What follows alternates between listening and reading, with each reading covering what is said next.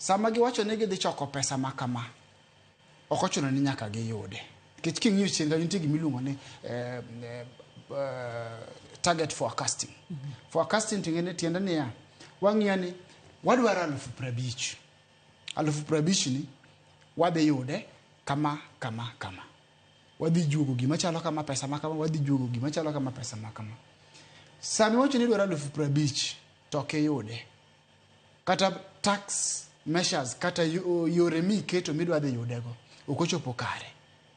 Bimiyo koro bende timri nade? Bende pod idhi holo. For example, king'iyo KRA, ne gigolo report moro ni their quarterly, the current quarter target gidhi mise by 300 billion. Iwinjo? To chien kacha ka niloso budget, ne tiende ni gima nonego gichok cha ne part of ang'owa budget. Ne bedo achiel kuom kaka ne gidhi yudo pesa. To the fact ni gin over ambitious kata bedo ni sirkal nigi lek ma ok ni kare. Lek mar miriambo e yore mag choko pesa. Ok giyudo gima ne gitimre nade? Gima ne gidwaro gi yore mane gitimre nade? Mane giketo. Tiende ni they are hitting below the budget. Tiende ni ok giyud gima ne gitimre nade? Gima ne gichano ni nyaka giyudi. Koro mano miyo pod nyaka gitimre nade? Gidhi gihol.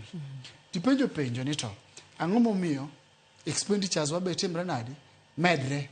Nikech jolonyo wacho kanyo no dhi timre nade? Odhi medre.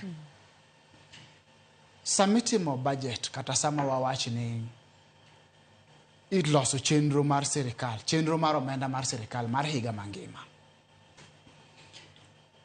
Kaka nwa wacho, iwacho ni mae budget, te budget ni mae mwanyalo yudo. To kwa yudo, to mae mwadhi holo.